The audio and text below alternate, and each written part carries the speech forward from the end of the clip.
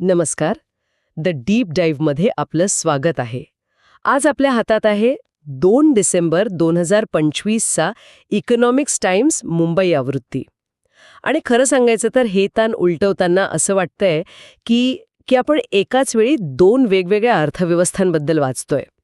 हो, कारण एका बाजूला ग्राहक प्रचंड उत्साहात आहे, गाड्यांची रेकॉर्ड ब्रेक विक्री होतीये, ऑनलाईन सेल्समध्ये अक्षरशः धुमाकूळ घातला जातोय. पण दुसरीकडे काही क्षेत्रांमध्ये गुंतवणूकदार मात्र थोडे धास्तावलेले दिसतायत, जसे की हिंदी चित्रपटसृष्टी. हे चित्र एका स्प्लिट पर्सनॅलिटी इकॉनॉमीसारखं वाटतंय. आज आपण ह्याच गोंधळात टाकणाऱ्या पण तितक्याच रंजक आर्थिक चित्राचे पदर उलगडणार आहोत. तुम्ही अगदी बरोबर मुद्दा पकडलाय. हा जो विरोधाभास आहे ना, हेच आजच्या भारतीय अर्थव्यवस्थेचं खरं स्वरूप आहे. आजच्या बातम्या म्हणजे केवळ आकडेवारी नाहीये. त्या ग्राहकांची बदलती मानसिकता, कॉर्पोरेट जगताची नवी रणनीती आणि सरकारी धोरणांचा थेट परिणाम, ह्या सगळ्याचं प्रतिबिंब आहेत. चला, या सगळ्या गुंतागुंतीच्या धाग्यांना एकत्र जोडून बघूया. तर मग सुरुवात कुठून करायची? मला वाटतं पहिल्या पानावरची ऑटोमोबाईलची बातमीच घेऊया. ऑल रोड्स लीड टू मोटाऊन ही हेडलाईनच सगळं काही सांगते. नोव्हेंबर महिन्यात पॅसेंजर व्हेइकल्सची विक्री 4,25,000च्या पुढे गेलीय. ही वाढ तब्बल 21% आहे. हे इतकं अचानक कसं वाढलं? म्हणजे फक्त सणासुदीचा परिणाम आहे की अजून काही?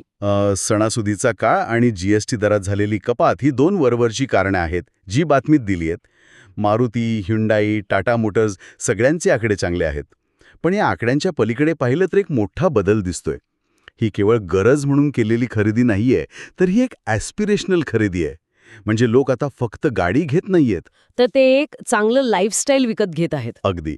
गाड्यांमध्ये मिळणारे नवनवीन फीचर्स, सेफ्टी रेटिंग्ज याबद्दल ग्राहक आता पूर्वीपेक्षा खूप जास्त जागरूक झाला आहे. इंटरेस्टिंग. म्हणजे ही केवळ आर्थिक तेजी नाही तर मानसिकतेतला बदल आहे. पण मग जर बाजारपेठ इतकीच गरम आहे तर टेस्लासारखी मोठी कंपनी भारतात येण्यासाठी का झगडतीये? बातमीचं शीर्षक आहे Tesla yet to have an electric start in India. BMW आणि मर्सिडीज सारख्या कंपन्यांनी तर आपल्या इलेक्ट्रिक गाड्या आणल्या सुद्धा. मग टेस्लाला कुठे अडचण येते? नाही, अडचण टेक्नॉलॉजीची नाहीये. मग अडचण आहे टॅक्सची, विशेषतः आयात शुल्काची, म्हणजे इम्पोर्ट ड्युटी. टेस्लाला त्यांच्या पूर्णपणे तयार झालेल्या गाड्या परदेशातून थेट भारतात आणायच्या आहेत. ओके. पण अशा $40,000पेक्षा जास्त किमतीच्या गाड्यांवर सरकार 100% पेक्षा जास्त आयात शुल्क लावतं. 100%? म्हणजे एका गाडीच्या किमतीत 2 गाड्यांची किंमत मोजावी लागेल. अगदी बरोबर. मग तर ती गाडी इथे येऊन प्रचंड महाग होईल. हो ना. आणि इथेच BMW आणि मर्सिडीज सारख्या कंपन्या हुशारी दाखवतायत. ते पूर्ण गाडी आयात करत नाहीत. अच्छा. ते गाडीचे सुटे भाग म्हणजे पार्ट्स आयात करून त्या गाड्या इथेच भारतात असेंबल करतात. आणि भारतात तयार होणाऱ्या किंवा असेंबल होणाऱ्या इलेक्ट्रिक गाड्यांवर फक्त 5% जीएसटी लागतो. फक्त 5%? हो. हा 100% आणि 5% मधला फरक प्रचंड मोठा आहे. सरकारची मेक इन इंडिया पॉलिसी इथे थेट परिणाम करते. अच्छा, म्हणजे हा मेक इन इंडिया पॉलिसीचाच एक खेळ आहे. टेस्लाला एकतर प्रचंड टॅक्स भरावा लागेल किंवा मग भारतातच येऊन उत्पादन सुरू करावं लागेल. आणि याच मेक इन इंडिया थीमशी जोडलेली मारुती सुझुकीची बातमी आहे, बरोबर? कंपनी आपल्या गुजरात प्लांटचं विलिनीकरण करत आहे. ही काय भानगड आहे? हो, आणि ही एक खूप मोठी घडामोड आहे. आत्तापर्यंत गुजरातचा प्लांट हा मारुतीचा नव्हता.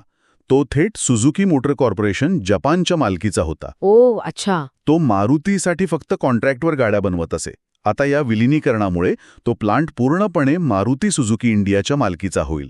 हा फक्त एक तांत्रिक बदल नाहीये. मग यातून काय साधणार आहे? यातून 2 मोठ्या गोष्टी साधणार आहेत. एक की व्यवस्थापन सोपं होईल आणि खर्च कमी होईल.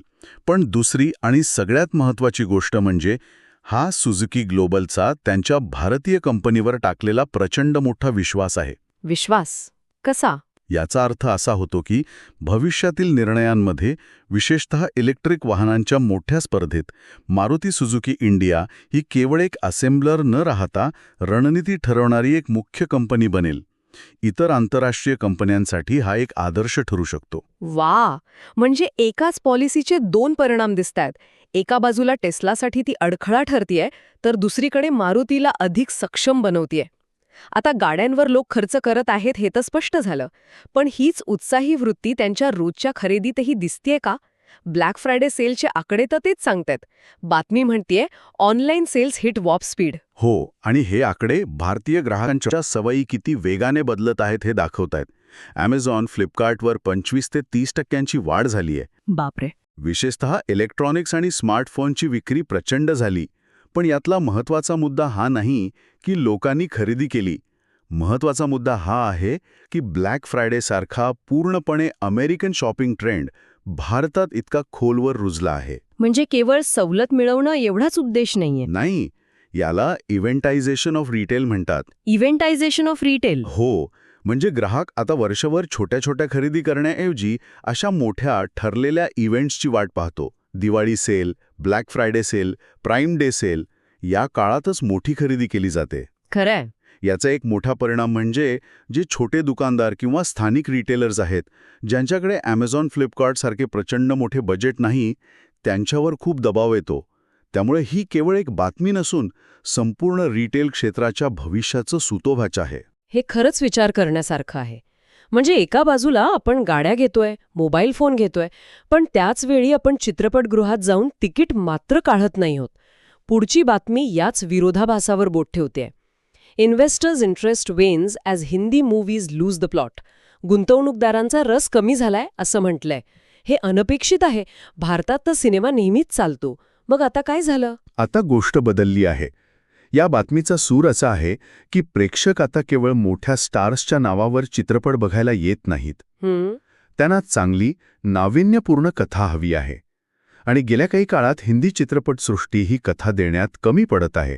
त्यामुळे मोठे मोठे चित्रपट बॉक्स ऑफिसवर कोसळत आहेत. आणि त्याचा थेट परिणाम गुंतवणुकीवर होतोय. अगदी. याचंच एक मोठं उदाहरण म्हणजे वायकॉम 18मधून पॅरामाउंट ग्लोबल सारख्या मोठ्या आंतरराष्ट्रीय कंपनीने बाहेर पडण्याचा घेतलेला निर्णय. म्हणजे आता स्टारडमपेक्षा स्टोरी मोठी झालीय. असं वाटतंय की बॉलिवूडला आता परदेशातल्या लोकेशन्सवर खर्च करण्याऐवजी चांगल्या लेखकांवर खर्च करण्याची गरज आहे. तुम्ही अगदी योग्य शब्दात मांडलंय. प्रेक्षकांची अभिरुची बदलली आहे आणि आता चित्रपटसृष्टीलाही बदलायलाच लागेल. चला, आता कॉर्पोरेट जगतातील काही मोठ्या रणनीतींकडे वळूया. विप्रोची बातमी लक्ष वेधून घेतेय. त्यांच्याकडे तब्बल $7 अब्ज निधी तयार आहे, ज्याला बातमीत वॉर चेस्ट असं म्हटलंय. वॉर चेस्ट हा शब्दच खूप आक्रमक वाटतोय. विप्रो कोणावर तरी हल्ला करायच्या तयारीत आहे का? हो, एका अर्थाने तसंच आहे. CEO थियरी डेलापोर्ट यांच्या नेतृत्वाखाली विप्रो आता बचावात्मक खेळ खेळण्याच्या मनस्थितीत नाही. वॉरचेस्ट म्हणजे कंपनीने केवळ विस्तारासाठी किंवा नवीन कंपन्या विकत घेण्यासाठी म्हणजे ॲक्विजिशनसाठी बाजूला काढून ठेवलेला पैसा. ओके. विप्रो आता छोट्या मोठ्या कंपन्या विकत घेण्यासाठी आक्रमकपणे पुढे जाणार आहे. त्यांचं मुख्य लक्ष आहे कन्सल्टिंग आणि आर्टिफिशियल इंटेलिजन्स म्हणजे AI यांसारख्या क्षेत्रांवर.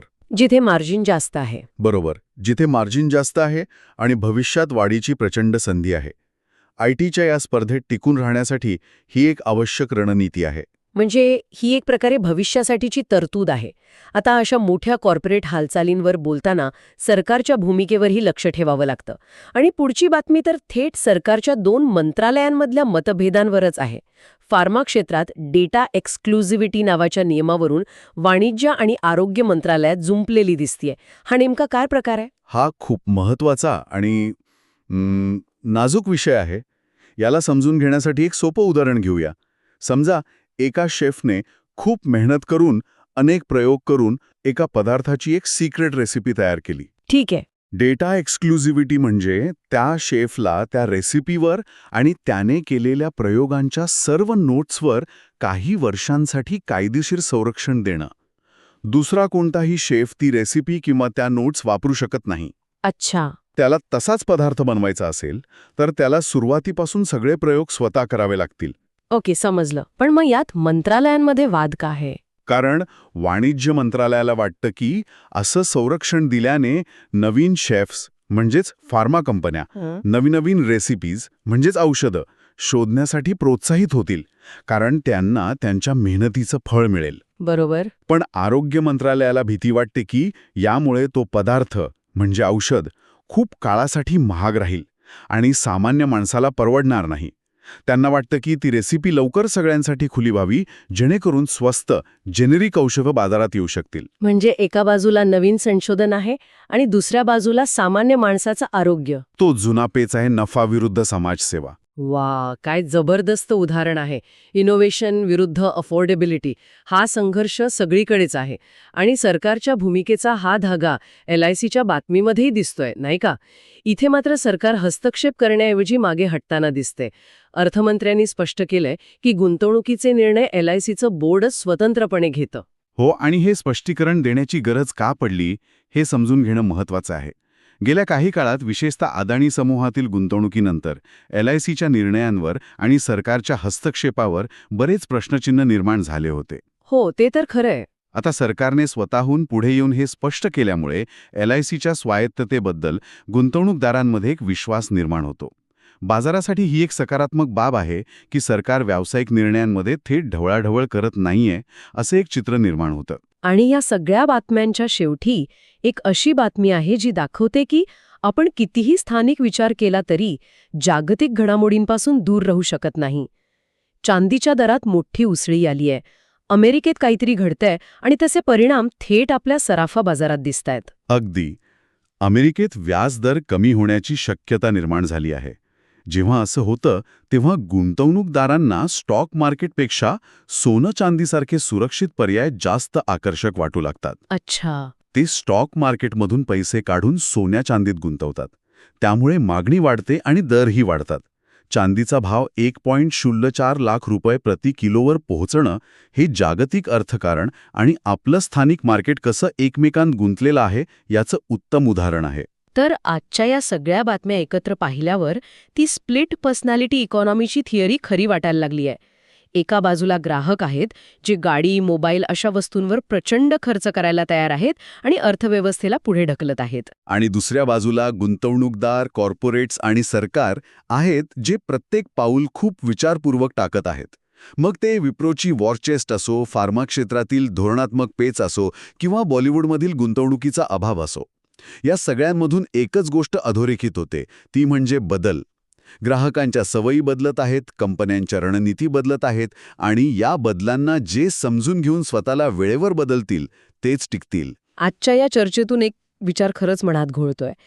ज्या देशात एकच ग्राहक एकाच वेळी एकीकडे महागडी इलेक्ट्रिक गाडी घेण्यासाठी EMIचे हिशोब करतोय, दुसरीकडे ऑनलाईन सेलमध्ये 5 मिनिटात हजारो रुपयांची खरेदी करतोय आणि तिसरीकडे मात्र 100 रुपयांचं तिकीट काढून सिनेमाला जाण्याआधी चांगल्या कथेची वाट पाहतोय, त्या ग्राहकाची, त्या बाजारपेठीची आणि त्या अर्थव्यवस्थेची नाडी ओळखणं हे किती आव्हानात्मक आणि तितकंच अद्भुत असेल, नाही का?